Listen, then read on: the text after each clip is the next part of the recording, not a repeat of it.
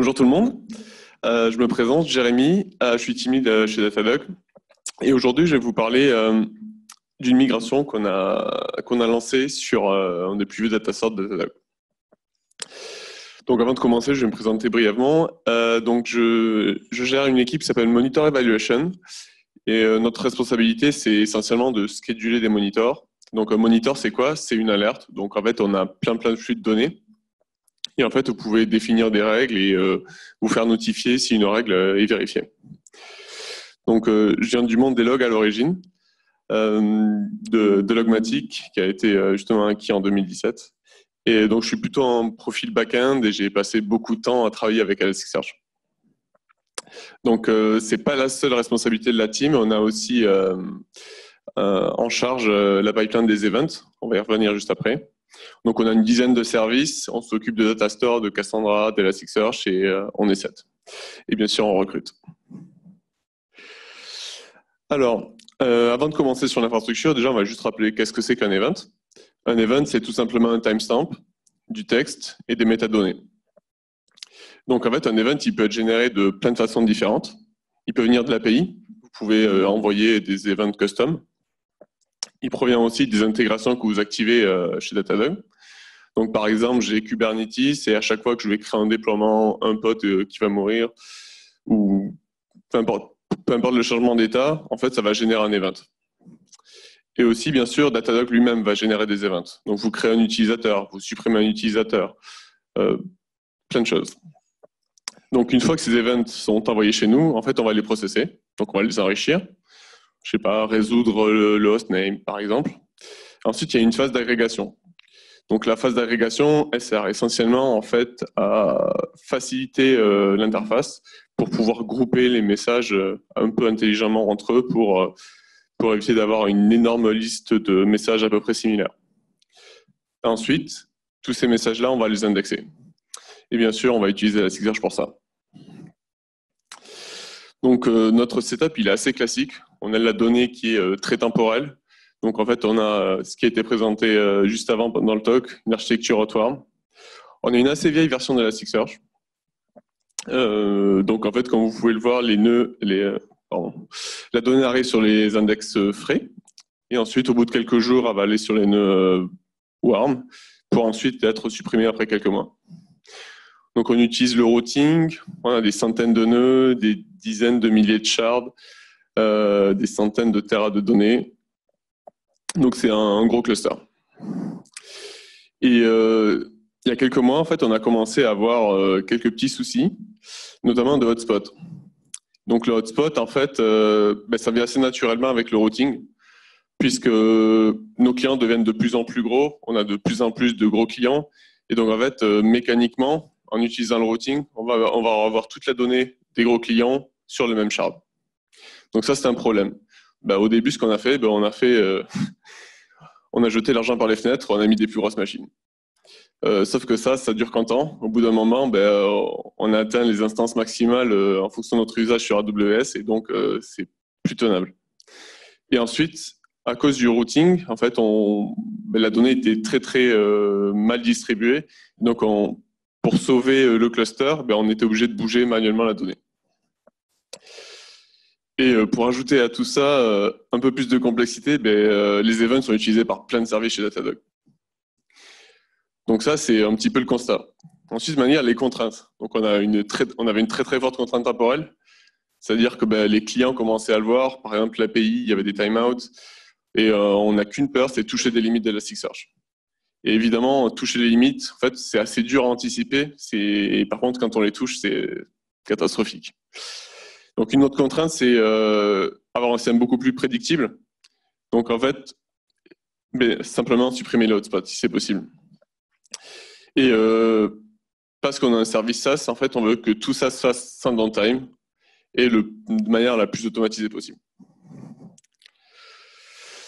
Donc en fait, on a essayé de commencer à comprendre pourquoi on en est arrivé dans cette situation-là.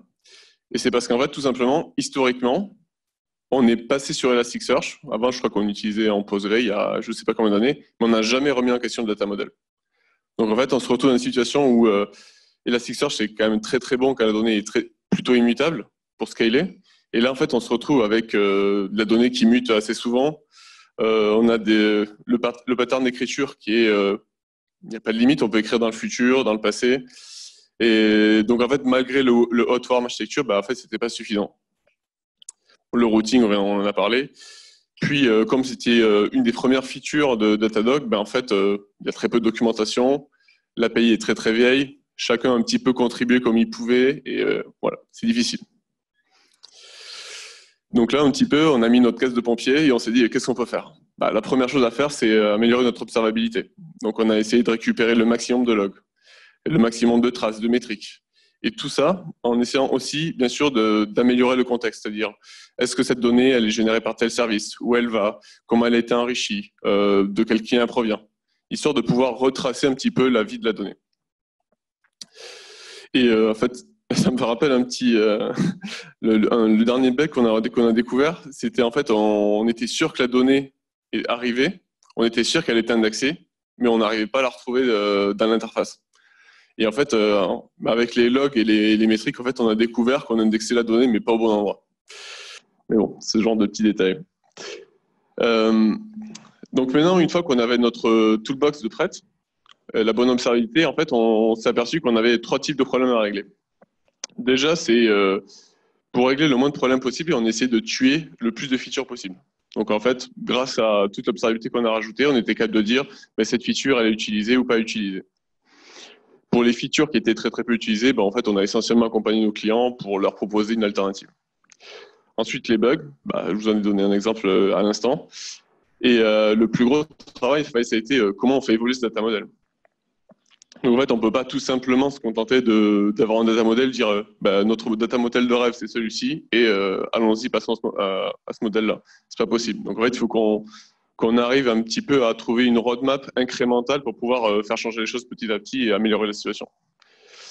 Et donc, comme on a une solution de monitoring, bah, essentiellement, nos décisions sont prises avec des données et des mesures. Donc au final, on est arrivé à une solution qui, pour nous, on l'a trouvée assez simple et séduisante. Donc on s'est dit, on va aller avec ça. Donc en fait, on a commencé par déjà simplifier le pattern d'écriture. Donc en fait, on a rationalisé, on a pris les services pour dire bah, tout va passer pas au même endroit. Ensuite, il y avait la question de l'immutabilité. Donc en fait, comme on n'avait jamais remis en question le modèle, bah, c'était très dur, par exemple, comme dans le précédent talk, d'optimiser la donnée. C'est impossible. Et ensuite, les hotspots provenaient massivement du fait qu'on routait la donnée au moment où on l'indexe, donc on a décidé de le supprimer. Donc un peu plus de détails, la première étape, c'est nettoyer. Il n'y a pas grand-chose de plus à dire. Donc c'est rencontrer toutes les équipes qui utilisent les events, leur expliquer qu'il y a des nouvelles API, qu'il faut qu'ils utilisent ça, etc. Donc ça a pris, je crois, au moins 1 mois facilement, avec beaucoup de push sur toutes les équipes. Puis ensuite vient la question de l'immutabilité. Idéalement, on voudrait que tout soit immutable, sauf qu'il y a des features en fait qui sont pas immutables par définition. Par exemple, éditer un commentaire, par exemple l'histoire d'agrégat avec des fenêtres glissantes, ce genre de choses. Donc en fait, on pouvait pas garantir une immutabilité totale. Mais par contre, en fait, on s'est aperçu qu'en changeant un petit peu les features, en relaxant les contraintes, on pouvait rendre la donnée quasiment immutable et immutable après un certain temps. Donc pour nous, ça nous suffisait. La donnée historique, on est capable de la réindexer, de l'optimiser, de la bouger comme on veut. Et le cas des commentaires, les commentaires, il n'y a pas de secret. Ils doivent toujours être éditables. On peut écrire un commentaire n'importe où. Donc en fait, on a décidé de séparer le problème des commentaires, de les mettre ailleurs. Et la dernière partie, c'est le routing. Donc en fait, on voulait simplement supprimer le routing pour supprimer les hotspots.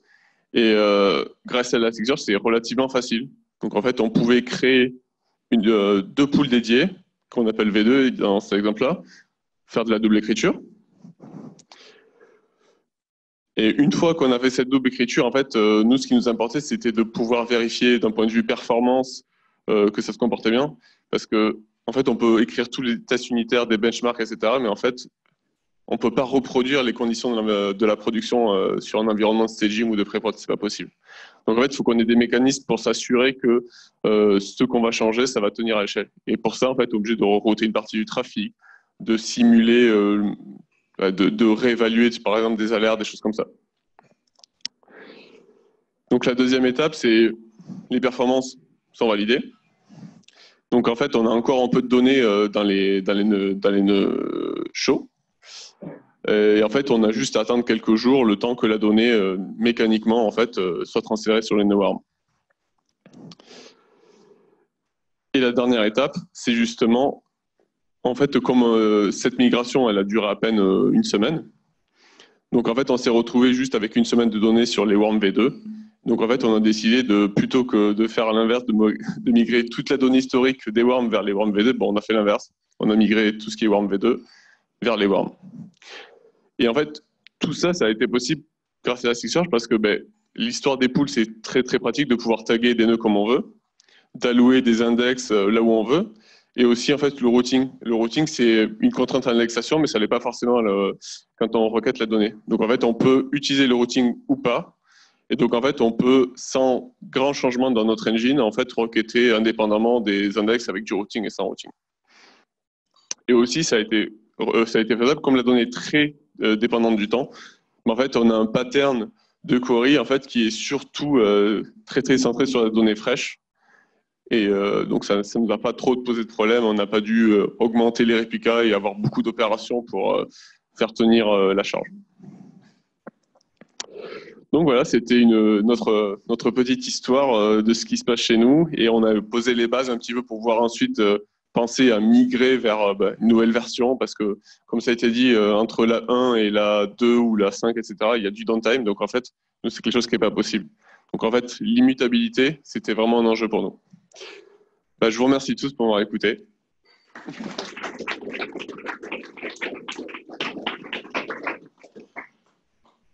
Vous avez des questions ?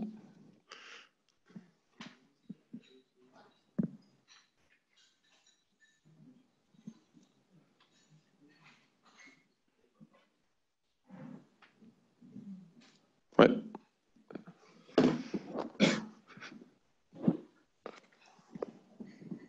C'est plus une question par rapport à l'immutabilité que pour Elasticsearch. En fait, là où je travaille, on a des contraintes un peu similaires et on a l'équipe data essaye de pousser vers l'immutabilité.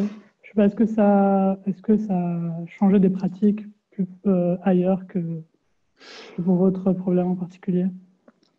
En fait, je pense que l'immutabilité, ça a été une conséquence de notre échelle. En fait, la mutabilité à l'échelle, c'est très très compliqué à maintenir. Et donc, en fait, c'est plus au jour le jour, ça a un impact fort sur la manière dont on design les choses. Et après, comme vous l'avez vu, là, on arrive à une solution élégante.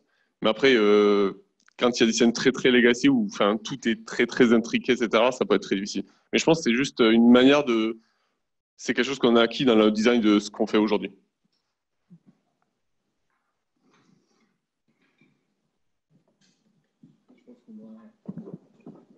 Je vais être le dernier tour. Okay. Merci beaucoup.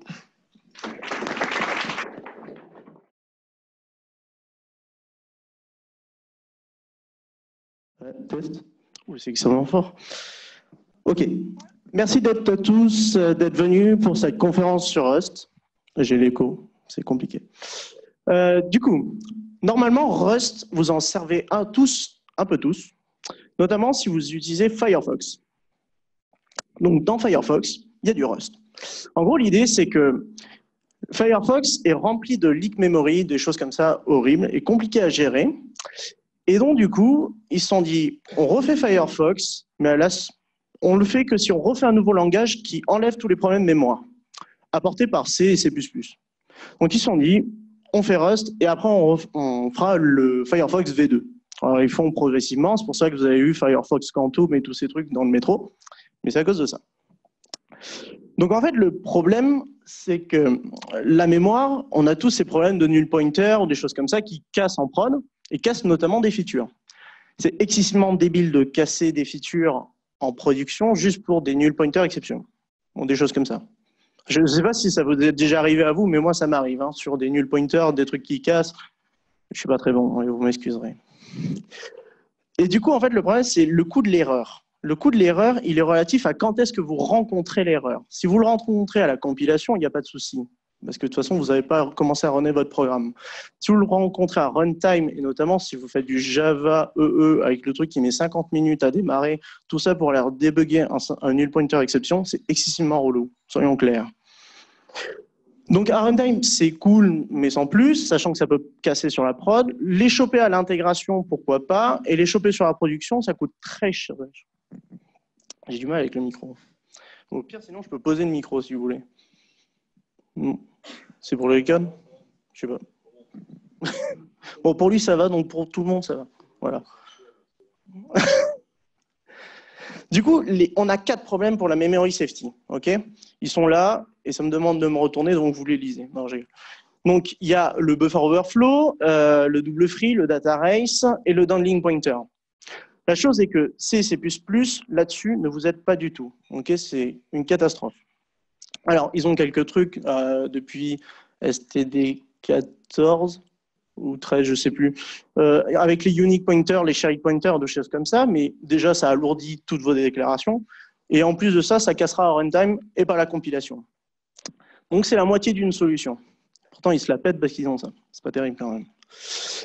Si on utilise des langages avec un garbage collector, on ne résout pas tous les points, notamment celui du data race. Un garbage collector n'est pas capable de vous dire s'il y aura un data race à un endroit ou pas. Ou en tout cas, si vous en avez développé un, il est peut-être temps de se manifester, parce que vous avez peut-être résolu le monde, tous les problèmes du monde. Mais du coup, les programmes comme Java et des choses comme ça, ils sont toujours sensibles aux erreurs liées à la mémoire. Donc, si il nous reste que, on a perdu l'option C et C++, on a perdu l'option Java, qu'est-ce qu'il nous reste? Là, plus grand-chose si on ne découvre pas Rust. Donc vous allez tomber comme ce fameux guerrier face à ce décor apocalyptique, mais en fait, il existe bien une solution qui s'appelle Rust. L'idée de Rust, du coup, c'est de faire un langage qui soit efficient et reliable. Efficient, ça veut dire quoi? Il faut que ce soit aussi rapide que C et C++. On a toujours eu un pote de promo qui faisait du C et C++ et se vantait comme quoi son truc était plus fort, machin, bon bref. Il n'était pas très intéressant d'ailleurs, ce pote de promo. Mais voilà, il fallait quelque chose aussi rapide que C et C++, parce que sinon, on allait se faire tailler par leur communauté, donc du coup, pas d'intérêt de créer Rust. Autant partir sur du Go. On va pas faire ça. Du coup, on va vraiment inventer un langage aussi rapide que C et C++. Non, mais j'aime bien tailler, hein, mais bon, c'est gentil. Du coup, reliable, ça veut dire qu'on enlève toutes les parties, enfin, il faut qu'on soit memory safety. Et notamment, thread safety, ça nous intéresse beaucoup parce qu'on veut écrire des programmes multithreadés, parce qu'on a des gros serveurs, notamment fournis par OVH, avec plein de corps, et si on n'écrit pas des programmes multithreadés, c'est pas très intéressant. Ou alors, vous allez m'expliquer pourquoi vous avez besoin de plusieurs corps. Et du coup, aussi, il faut qu'on soit productif, parce qu'un langage qui ne vous apporte pas la productivité, là, je peux rebâcher, donc je vais en prendre un Scala, avec SBT, que j'ai du mal, excessivement nul. Il n'y a pas de package manager, il n'y a pas tous ces trucs-là. En plus, je suis filmé. Et du coup, les nouveaux langages, on aime bien qu'il y ait des package managers comme NPM, toutes ces choses-là, parce que ça nous aide à partager du code, par exemple. Grosse problématique. Du coup, Rust, il répond à tout ce tableau-là. Attention, si j'aurais mis plus d'éléments dans ce tableau, peut-être qu'il n'aurait pas répondu. Mais cela, en tout cas, ça marche. C'est bien, ça met Rust en bonne posture. Du coup, Rust, il est né d'un papier, parce que comme c'est intelligent, c'est né du monde académique. Le papier est extrêmement chiant, ne le lisez pas, je vous assure. Vous avez le lien là, donc en gros, c'est basé sur le Object Capability Model. C'est des gros noms pour ne pas dire grand-chose. Des langages qui ont tenté de faire ça, il y en a eu plein. Il y en a un qui est intéressant, c'est Pony. Allez le voir si vous vous intéressez vraiment au langage. Sinon, il y en a d'autres. E est intéressant, mais il est écrit en 1998. Bonne chance pour compiler le compilateur. Et après, il y a Joule, juste pour le nom. Et du coup, l'idée, c'est de faire de l'ownership basé sur le système de typage de votre langage. Comme ça, il n'y aura pas d'overhead. Du coup, comment ça marche? Parce que Rust n'a pas de garbage collector. Alors, je pars du principe que vous savez tous développer, vous êtes polyglotte, vous maîtrisez sûrement 5 à 6 langages, donc vous ne verrez pas comment on fait des if, des while et des choses comme ça, vous vous intéresserez juste à pourquoi on a inventé Rust.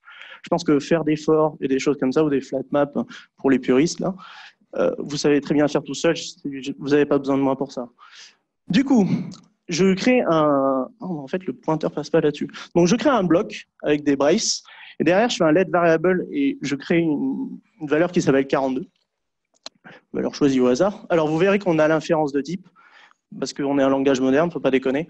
Et on a le let comme au camel et pas comme JavaScript, qui lui rend la donnée immutable. Okay, donc, il faudrait que je rajoute let mute pour avoir la donnée immutable, mais par défaut, tout est immutable, parce que c'est mieux comme ça. Ou alors, il faut prouver le contraire. Et du coup, ce qui se passe, c'est qu'à la fin du scope, dès qu'on a exécuté toute la partie entre les braces, toutes les valeurs qui ne sont pas réutilisées après, elles sont free. OK ? Donc, c'est pour ça que Rust n'a pas de garbage collector. Déjà, c'est lui donne un bon point pour être aussi rapide que C++. Il n'a pas de garbage collector comme Java, ou comme JavaScript, ou comme OCaml. Du coup, comment ça passe? Le transfert d'ownership. Vous allez voir, c'est une notion déjà assez naturelle que vous connaissez tous. Je vais prendre quelqu'un, tiens. Toi, Wassim. Tu vois, genre, on va allouer cette zapette. Tu vois, c'est un objet. Okay, on l'alloue. Pour l'instant, c'est moi l'ownership de ce truc. Je peux faire ce que je veux. Remonter les slides ou revenir à ma slide. Impressionnant. Et du coup, si je fais un transfert d'ownership, ça veut dire que je te donne l'objet et moi, je ne peux plus m'en servir. Tiens, prends-le. Là, je ne peux plus m'en servir. Tu peux remonter les slides, voir ce qu'il y a après. Je ne te conseille pas de faire ça, c'est spoil. C'est pas cool pour les collègues. Toi, tu peux si tu aimes te faire spoil, mais c'est pas cool. Eh oh, reviens.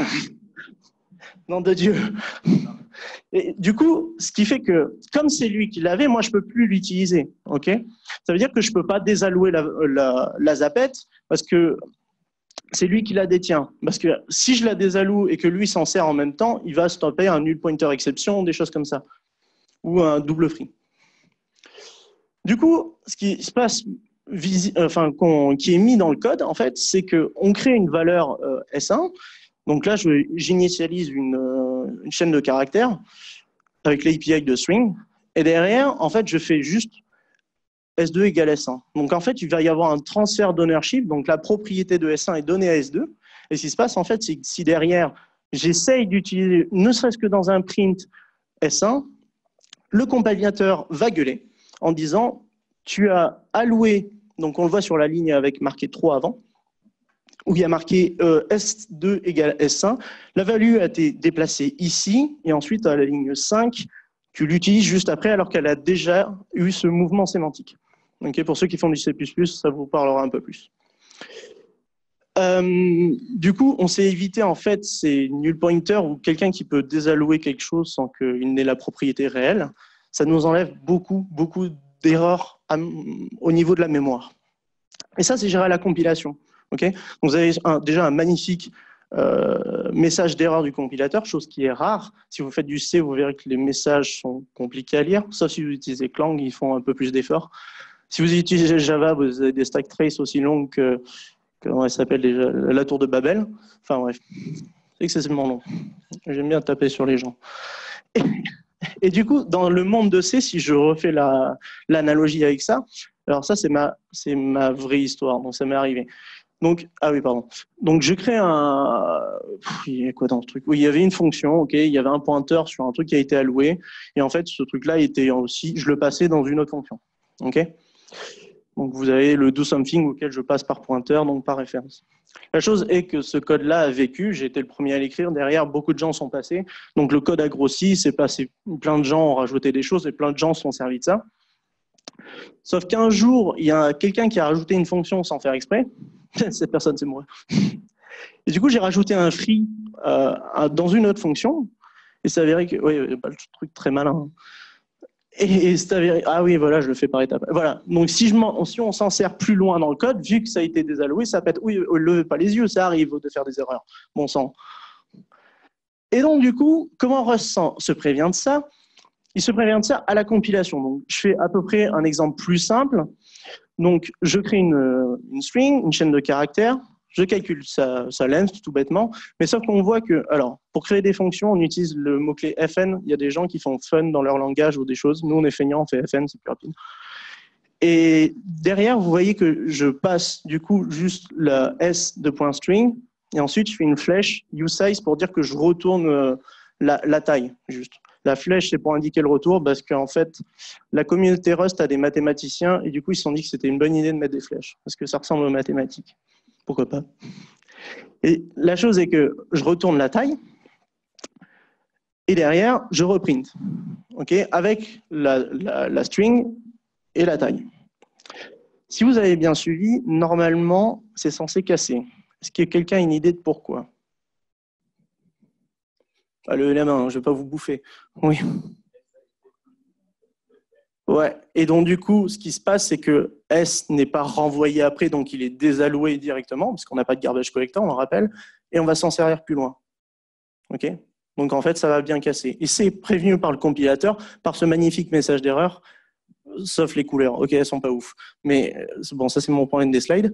Et du coup, on voit que la valeur a été bougée au niveau de calcul length, et ensuite, derrière, on me dit que dans le print, dans le code du parent, j'ai réessayé de l'utiliser, alors qu'il a été désalloué.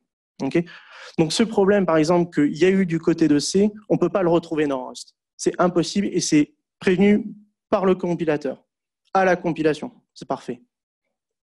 Ça nous fait gagner énormément de temps et beaucoup moins d'erreurs, ce qui fait qu'on a des programmes beaucoup plus sécurisés. Du coup, un des moyens pour se prévenir de ça, c'est de renvoyer S tout simplement. Alors là, c'est juste pour vous montrer qu'on peut faire des tuples. Et du coup, on renvoie S comme ça. Honnêtement, ce n'est pas très élégant. On est d'accord. Sauf que le papier que vous avez vu au début s'arrête là. Donc du coup, l'équipe de Rust, l'équipe qui s'occupe que du langage et de son design, notamment de ses specs, a fait une extension de l'Object Capability Model. Parce que si à chaque fois on devait renvoyer des tubes pour envoyer nos éléments, c'est compliqué. Ce qu'ils ont fait, du coup, c'est un truc très simple. Ils ont inventé le concept de borrowing. Donc on va prêter quelque chose, mais toujours la référence est à nous. Donc chose naturelle dans nos vies, on le fait, on prête. Enfin moi, en tout cas, j'essaie de prêter. J'ai du mal. Et du coup, la chose est que on peut avoir des data races parce qu'on aura deux personnes qui auront la même référence. Un problème de data race, c'est quand vous avez plusieurs threads, notamment, qui ont la même référence vers une même zone mémoire à un même instant T, et donc du coup, il peut y avoir une écriture concurrentielle sur la même zone mémoire et ça peut faire boom. Ou une lecture et une écriture en même temps. OK ? Ça peut casser. Du coup, le borrowing, il vient avec quelques règles. Il dit que vous pouvez faire...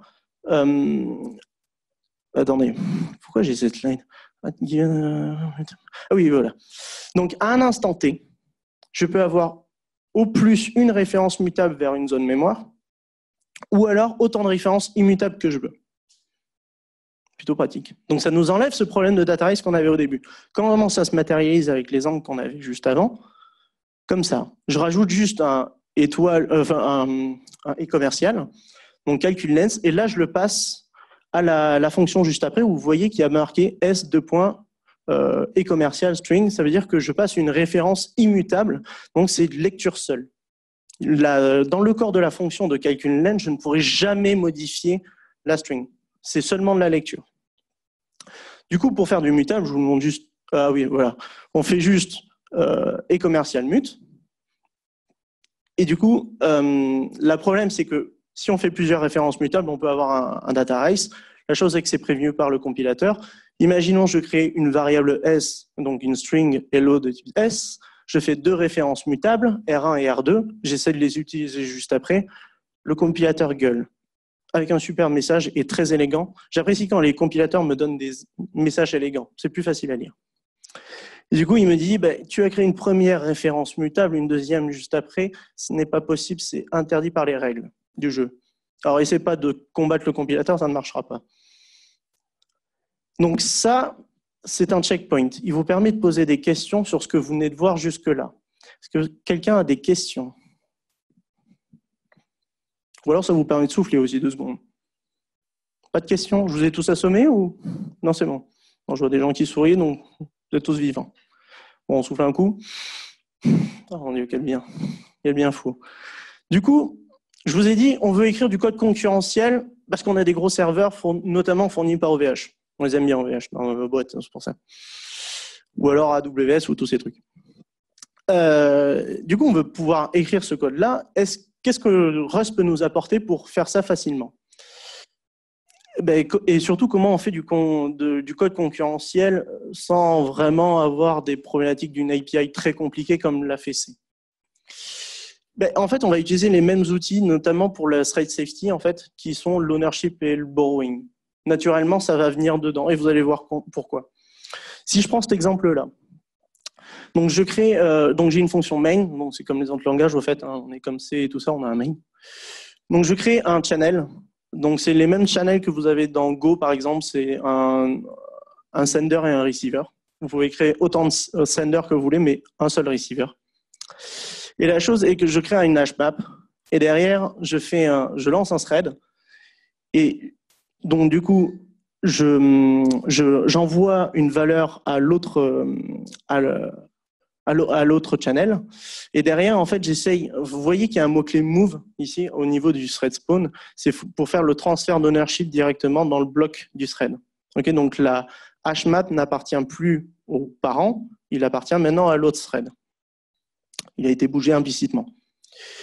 Et du coup, j'essaie de modifier ça dans le premier thread et j'essaie toujours de modifier la hash map dans la deuxième. Okay, enfin, dans le thread du main. Donc, normalement, ça casse. Et en effet, ça casse. Donc, c'est donné par le compilateur. On a le compilateur qui nous dit, ta hashmap, donc en fait, il ne comprend pas que c'est une hashmap, mais il comprend que vous avez une référence M. Elle a été bougée dans le thread, fils, mais tu essaies quand même de t'en servir dans le thread parent. Donc, on a toujours ce move sémantique qui s'est fait. Et vous voyez que, du coup, le compilateur, ça l'a chopé à la compilation. Donc, on s'est évité un problème à runtime, surtout que les programmes concurrentiels sont très, très durs à débugger. Alors, il y a des langages qui sont plus simples, notamment Go, il y a pas mal d'outils pour vous aider à débugger, mais faire du C multithreadé, c'est compliqué à débugger. Et alors, du coup, ce qu'on regarde un peu dans la Channel API, c'est ce qui est intéressant avec l'ownership, c'est que je vous ai dit, ça venait dans le système de typage. Donc, dans le send, en fait, donc, c'est pour ça, le e-commercial self, c'est juste comme si on crée une structure et derrière, on attachait des fonctions à la structure. Du coup, vous pouvez faire instanciation.send. C'est comme si vous avez un objet en Java et point une de ces méthodes. C'est la même chose. En Python, je crois que vous avez ça. Je sais plus. Et du coup, on renvoie un type result, comme ce qui se passe dans le monde du fonctionnel. Notamment, toutes les API en Rust utilisent option et result, c'est assez intéressant. Et il n'y a pas d'exception, des choses comme ça. Ou la variable erno en C. Il n'y a pas ça. Et receive récupère un result aussi, sinon une erreur. Et ce qui se passe du coup, c'est par exemple, je crée un channel toujours, et derrière je lance un thread. Vous allez voir pourquoi l'API, l'ownership documente ça. C'est que dans le send, on envoyait forcément de la donnée immutable. Parce que du coup, je passe l'ownership en fait. Je ne peux plus la réutiliser. Pourquoi? Parce que si derrière, je crée un vecteur de score et que je send ça et qu'ensuite j'essaie de modifier le vecteur alors que j'ai déjà envoyé la donnée au receiver, on est d'accord qu'il y aurait une lecture et en même temps une écriture en même temps. Okay. Du coup, ça, c'est un bug concurrentiel qu'on pourra avoir en runtime dans les autres langages.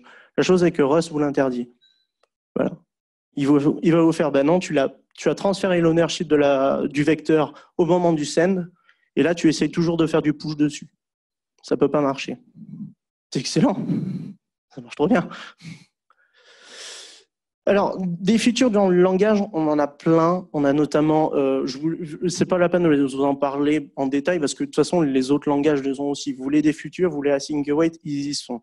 Vous voulez, qu'est-ce que j'ai mis, des closures, il y en a. Vous voulez du pattern matching, il y en a. Il est même plus élégant que dans d'autres langages. Par contre, je vais vous parler juste des foreign function interface. Ça, c'est l'idée d'un langage qui vient parler à un autre langage. Par exemple, du C, enfin du Java plutôt qui va appeler du C, des choses comme ça.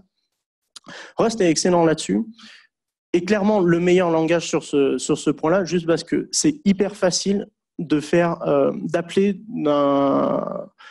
du Rust depuis un autre langage est facile, et appeler un autre langage depuis Rust est très simple.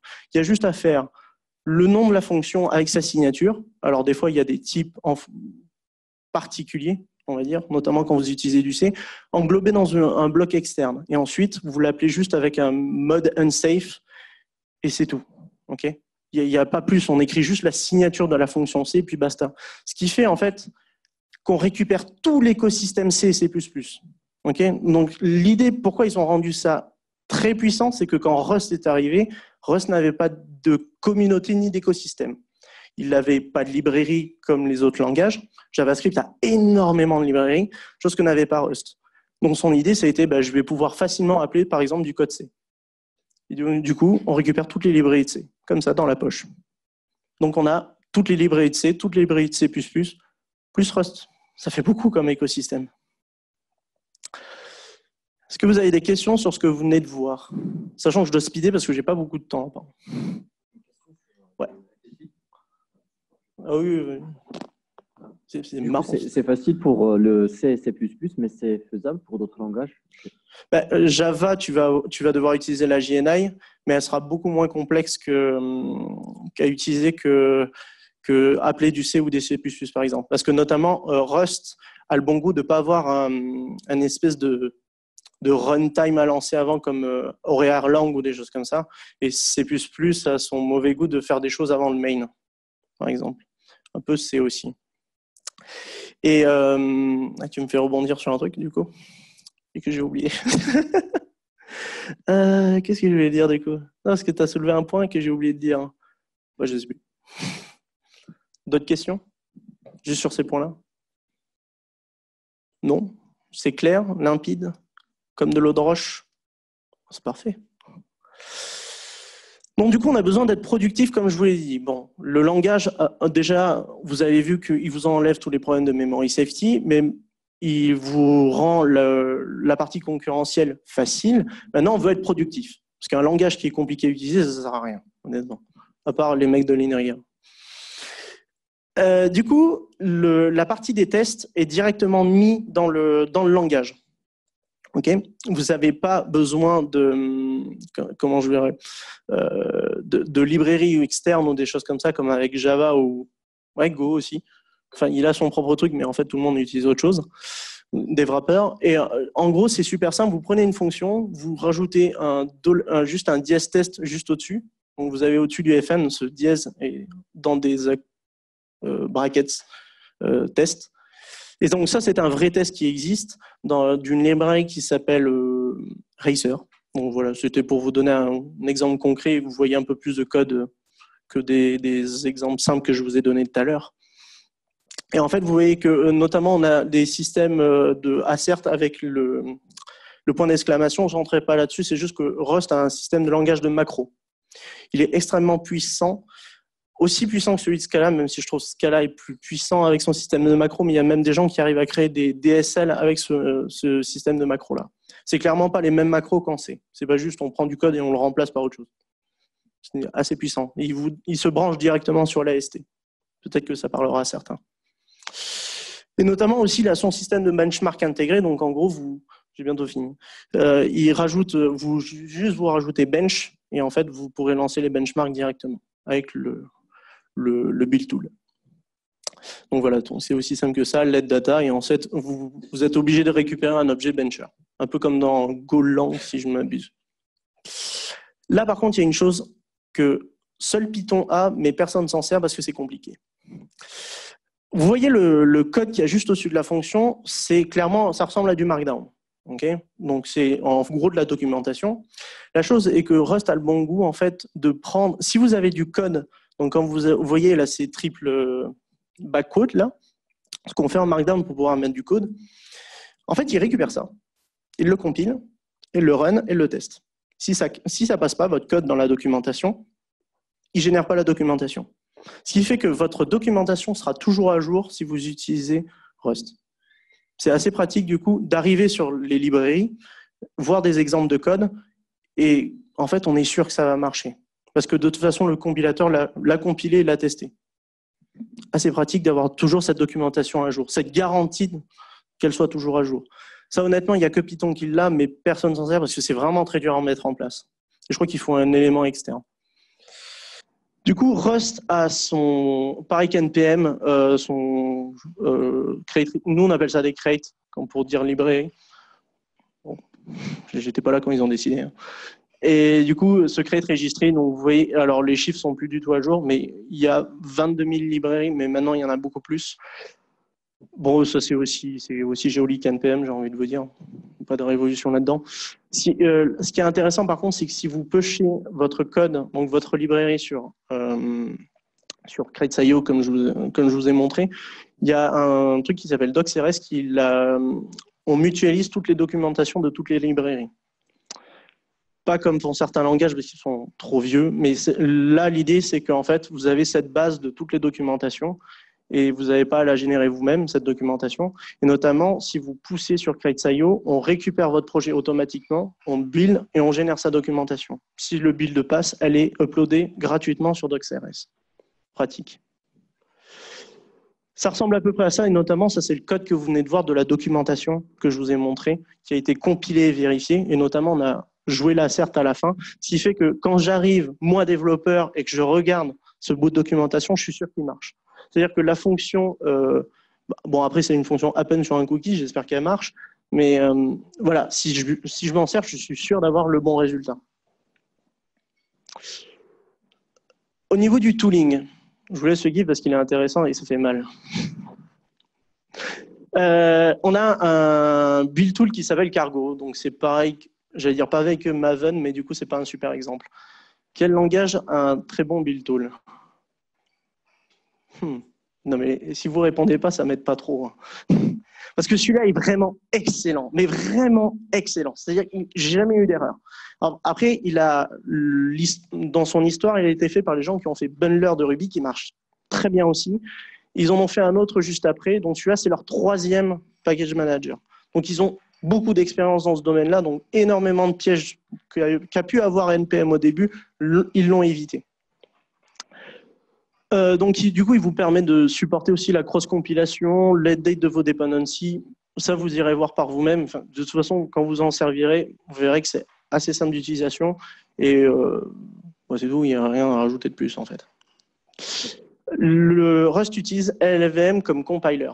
Ce qui fait que tous les outils d'LLVM que vous utilisez, par exemple, si vous faites du C++ ou des choses comme ça, vous pouvez les utiliser avec Rust. Ce qui fait que Rust n'a pas inventé de debugger, vu qu'il y avait déjà un debugger pour LLVM.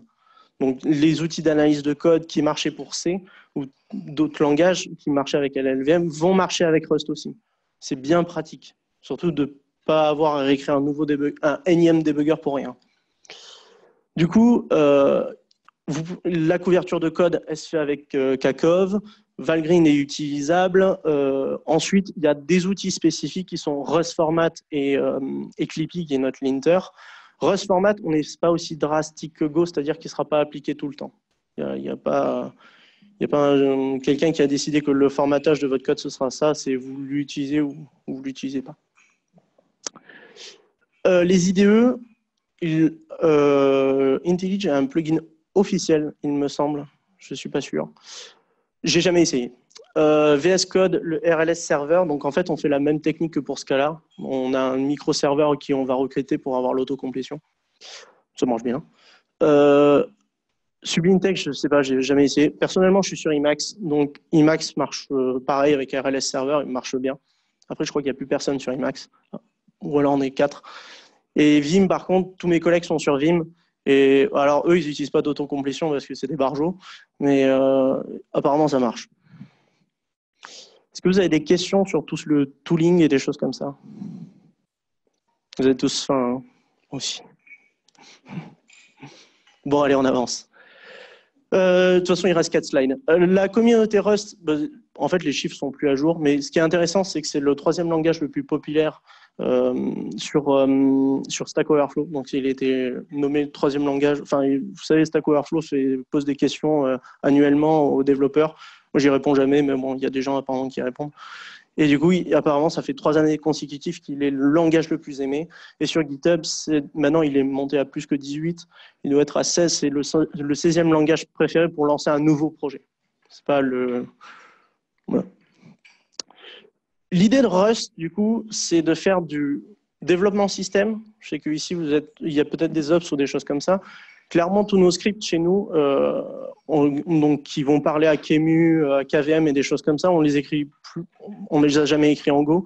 On ne fait pas de bash non plus, on fait du Rust. Et ça marche excessivement bien, notamment parce que l'API pour parler au système est très bonne, parce qu'à la base, c'est un langage système.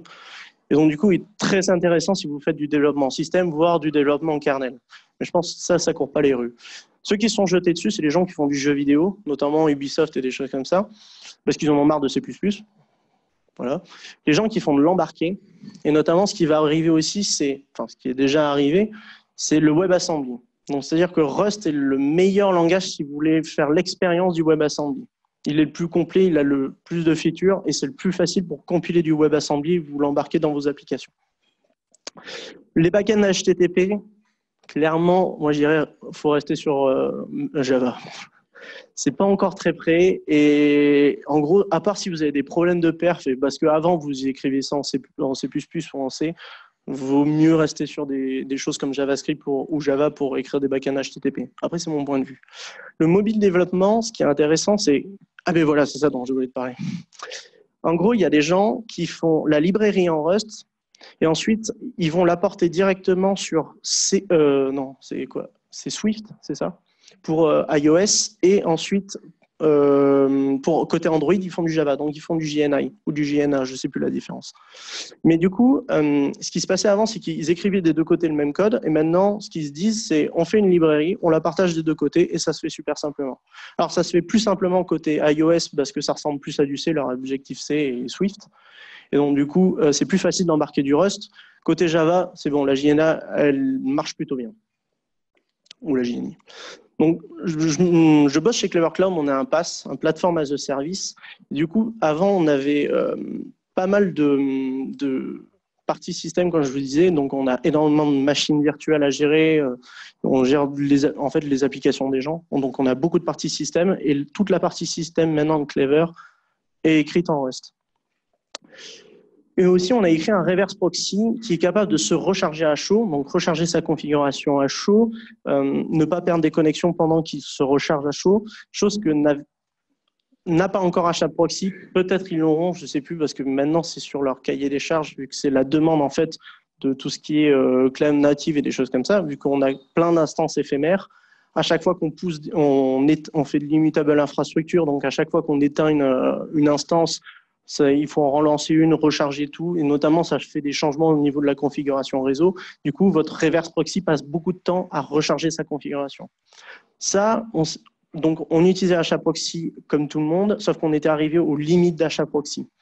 On avait une conf de énormément de mégas, il mettait un temps fou, il perdait des connexions. L'idée, c'est qu'on l'a réécrit en Rust. Enfin, on a réécrit un reverse proxy en Rust. Vous pouvez l'essayer du coup sur GitHub Sozu Proxy Sozu.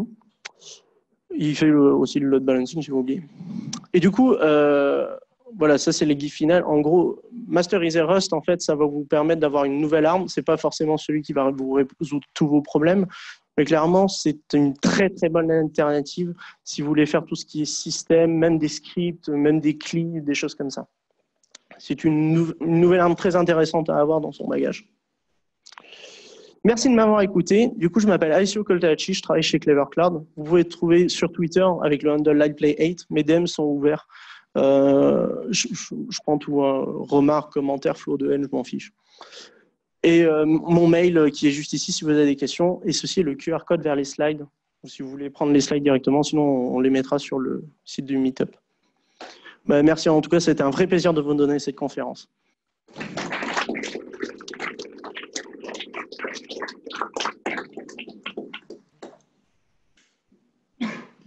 Quelqu'un a un flot de haine pour finir? Faut vous lâcher, hein, j'ai un micro. Hein. Si vous voulez taper sur des trucs, c'est maintenant. Hein. Chez Clever depuis, ça fait 7 ans. Et après, on était vraiment dans les... moi, j'ai commencé en 1.0. Eux, ils ont commencé en 0.4 et certains en 0.8. Donc, clairement, on a vu des features arriver, on en a vu disparaître. Ils ont le bon goût en fait dans l'équipe corps du langage, surtout qu'ils sont très bons. Notamment, il y en a un, c'est un monstre. Et en gros, ils préfèrent virer des features du langage et les mettre dans des librairies, parce que plus tu as de features dans ton langage, plus il commence à devenir une espèce de trou noir qui absorbe tout, et toutes les features doivent parler entre elles. C'est le problème qu'a C++.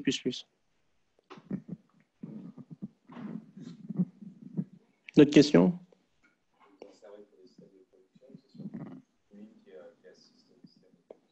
On s'en sert pour la prod, notamment le reverse proxy. Tout ce qui boot les machines virtuelles, tout ce qui les configure, c'est du Rust. Qu'est-ce qu'on a d'autre? À la base, on devait écrire un serveur DNS en Rust, mais du coup, on l'a écrit en Go. C'était parce que nous aussi, on doit avoir une arme en Go. Et qu'est-ce qu'on a d'autre en Rust? Si on a un... Ah oui, j'ai oublié d'en parler ça. On a, parce que c'est nouveau, un function as a service tout écrit en Rust. Donc, comment ça marche déjà? On est parti sur Firecracker, donc le truc est fait AWS mais écrit en Rust. On a récupéré des bouts de code, notamment celui qui crée l'hyperviseur à chaud et les VM à chaud. Il y a un peu d'assembleur à des endroits et ensuite, ça nous permet d'avoir ce function as a service. Clairement, on a abandonné Go et C. Il n'y a plus de C, c'est interdit. Si moi j'essaye en secret d'en mettre, mais ça ne passe pas.